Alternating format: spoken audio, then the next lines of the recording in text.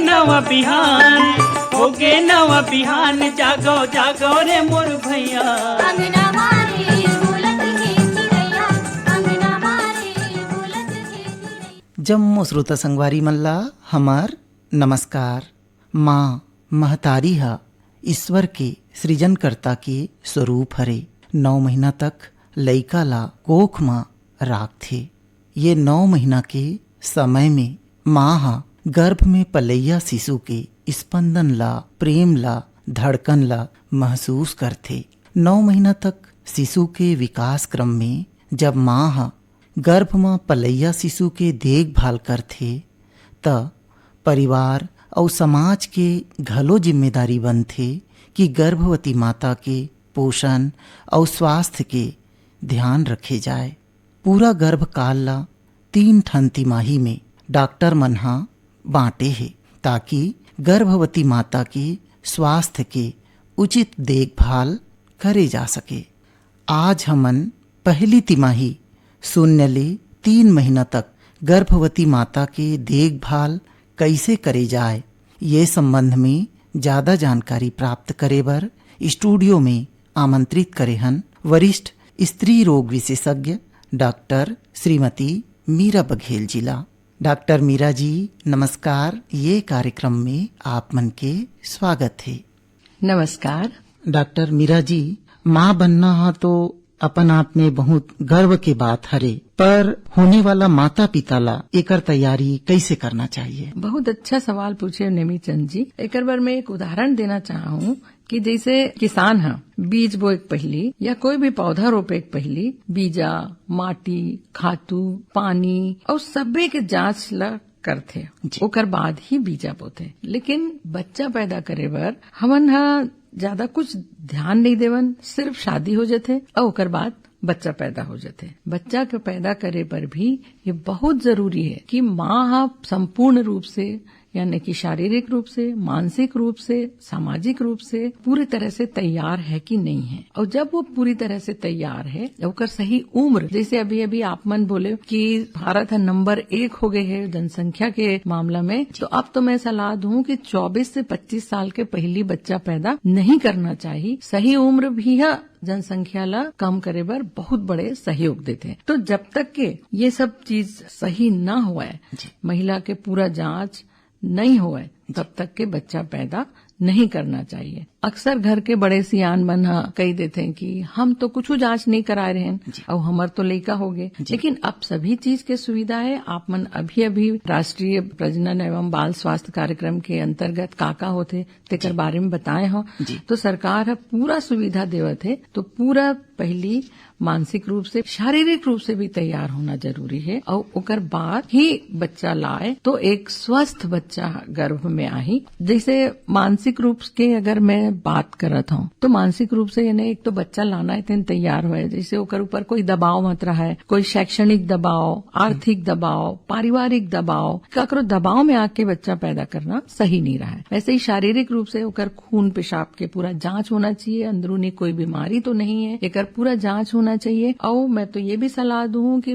बनने वाला माता और पिता दोनों ला बच्चा आए के कम से कम 3 महीना पहले से फॉलिक एसिड गोली खाना शुरू कर देना चाहिए। ये फॉलिक एसिड गोली है शुक्राणु और अंडाणु दोनों के क्वालिटी ला बहुत अच्छा बनाते। मैं एक बात और बताना चाहूँ कि पूरा गर्भकाल है 40 हफ्ता होते और जेकर दौरान महिला के गर्भ में भ्रूण बढ़ते। महिला के अंडाशय से 11वां से 19वां दिन के अंदर कोनो भी एक दिन में अंडा पुरुष के शुक्राणु से निषेचित यानी कि फर्टिलाइज होते और महिला गर्भ धारण करते। कौन दिन निषेचन होए एकर जानकारी नहीं हुआ। मासिक धर्म के पहला दिन ला गिनती गिन के 9 महीना और 7 दिन जोड़ के प्रसव के तारीख निकाले जाते। और साथ ही साथ अगर कोई नशा करते जैसे कि शराब पीना, तंबाकू, गुड़ाखू, कोई भी प्रकार के नशा यदि करत है तो वो नशा बिल्कुल बंद कर देना चाहिए।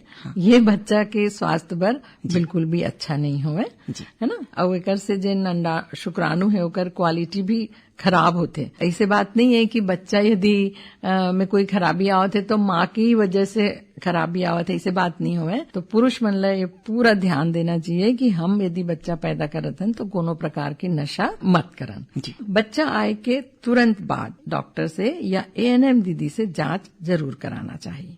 पहला जांच हमेशा 12 सप्ताह के अंदर करवा लेना चाहिए। दूसरा जांच 14 से 26 सप्ताह के अंदर कराना चाहिए और तीसरा जांच 28 से 34 हफ्ता में करवाना चाहिए और चौथा जांच 36 हफ्ता से प्रसव काल तक कभी भी करवाना चाहिए। हमन पूरा गर्भ काल 3 भाग में बांटथन। पहला तिमाही 12 हफ्ता तक, दूसरा तिमाही 24 हफ्ता तक यानी कि 6 महीना और तीसरा तिमाही 24 हफ्ता से प्रसव यानी कि 9 महीना तक। और तीनों तिमाही के अलग अलग महत्व है।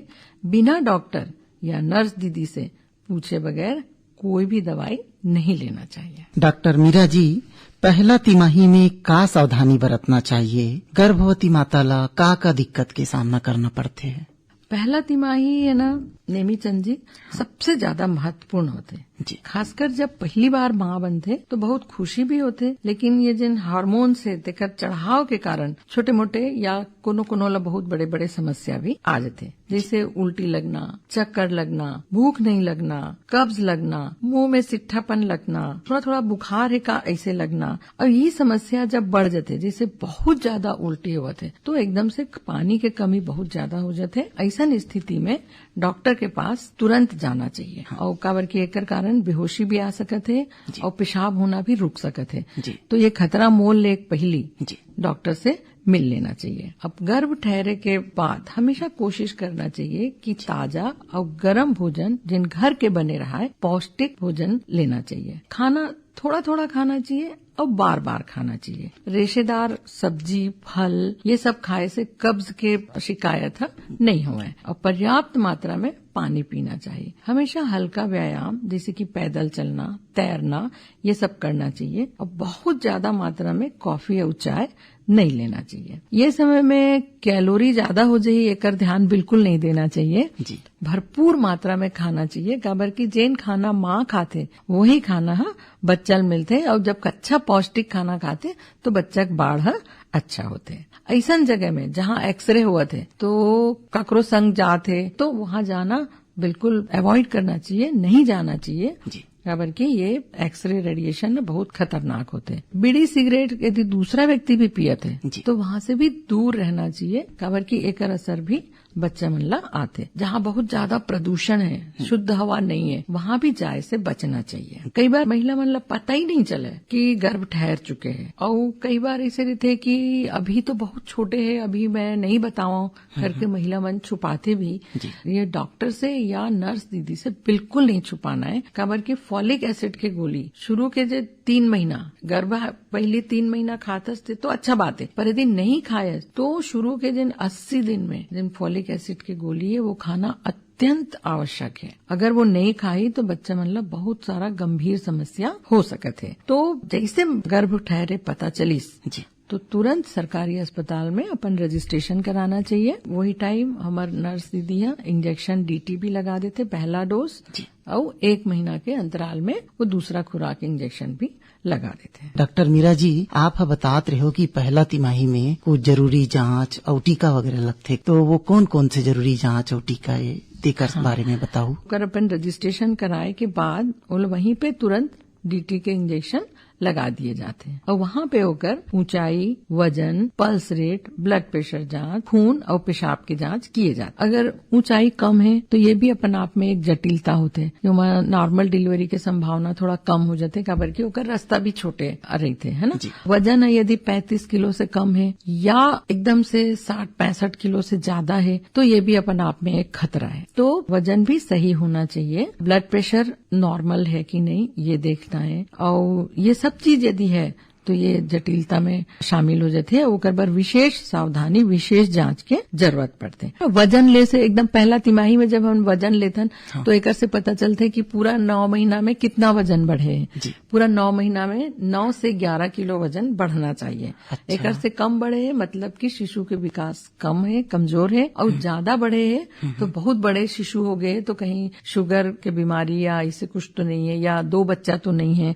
ये सब चीजें वजन से जब हम नौ जांच करते हैं वह पता चल जाते। खून जांच एकर से पता चलते कि खून में कमी तो नहीं है, कोई इन्फेक्शन तो नहीं है, कोई ब्लीडिंग डिसऑर्डर तो नहीं है, और शुगर टेस्ट से कहीं डायबिटीज तो नहीं है। शुगर टेस्ट हम पूरा प्रेगनेंसी में कम से कम 3 बार करवाते हैं। और अगर यदि गर्भवती माँ शुगर है तो माँ और बच्चा दोनों बार बहुत ज्यादा सावधानी बरतना पड़ते और बड़े अस्पताल में ही होकर प्रसव कराना सही रहते। सिकलिंग जांच छत्तीसगढ़ में सिकलिंग बहुत कॉमन है। माँ और बाप दोनों झन ला यदि सिकलिंग है तो बच्चा गंभीर समस्या हो सकत है। तो बेहतर है कि सिकलिंग जांच तो शादी के पहले ही करवा लेना चाहिए, है ना।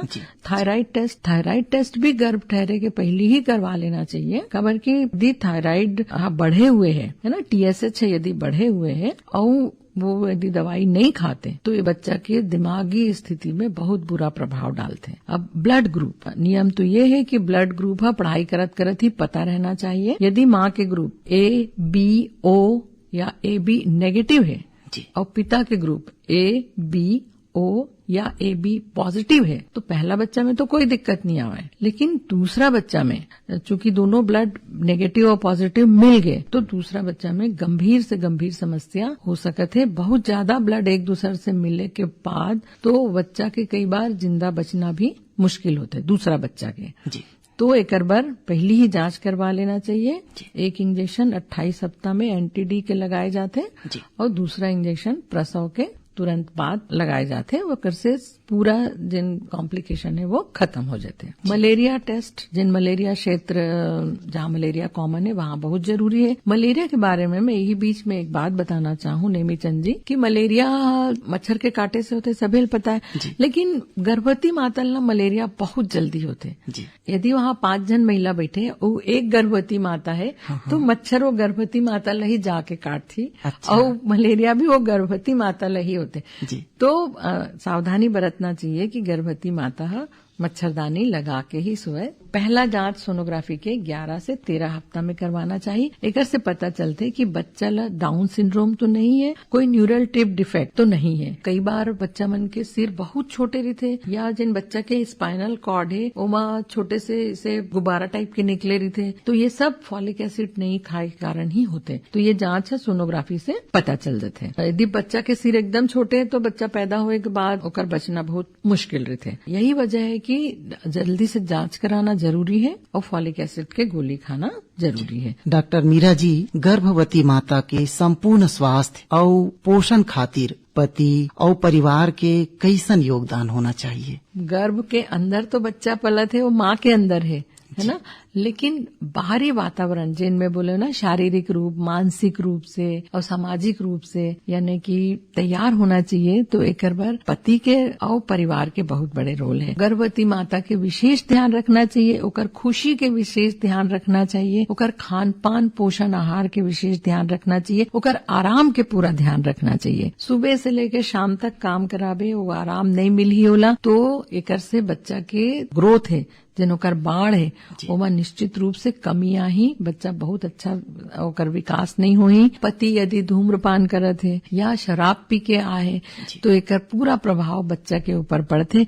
आप सभी मन अभिमन्यु कहानी जरूर सुने हो कि वो अभिमन्यु गर्भ में ही चक्रव्यूह तोड़ना सीख गई से, मतलब कि गर्भ के अंदर बच्चा ला बाहरी पूरा बात के जानकारी रहते। बहुए करके पूरा काम वाला लादना नहीं चाहिए, बल्कि ओकर खा है कि नहीं विशेष ध्यान देना चाहिए और घर के बने गरम पौष्टिक खाना वाला देना चाहिए। फल ताजा फल है, मैं नहीं बोलूं कि कश्मीर के सेब ही खाओ, आप जाम खाओ, सीजनल जिन भी फ्रूट मिलत है, केला खाओ, पपीता खाओ जिनके घर में आसानी से पैदा होते। पके पपीता खाए में कहीं कोई गर्भपात की संभावना नहीं रहा है। जहाँ तक आप बेर, इमली, नींबू सभी फल खा सकत हो, ये सब फल फायदा करते। और रेशेदार सब्जी खाओ। छत्तीसगढ़ में 100 प्रकार के भाजी पैदा होते तो भाजी से आयरन बनते। मैं बिल्कुल सलाह नहीं देवा कि ते अनार के रस पी, जी। उतना ही खून तोर भाजी खाए में भी आ जाते और वो रेशेदार भी होते तो कब्ज की शिकायत भी नहीं होए। पति के पूरा जिम्मेदारी है कि वो खाना खाए कि नहीं ओकर बारे में पूछे, वो आराम करत है कि नहीं ओकर बारे में पूछे, और शाम के दोनों लही व्यायाम के रूप में पैदल चलना चाहिए और पूरा जिम्मेदारी पति के ही होते। जितना माँ के जिम्मेदारी है उतना ही पति की जिम्मेदारी है। तो माँ बनने वाली महिला के खुशी के पूरा ध्यान परिवार के रखना जरूरी है। डॉक्टर मीरा बघेल जी, आप हमार श्रोता मन ला अतेक सुघर जानकारी दे हो, तेकर खातिर आपला बहुत बहुत धन्यवाद।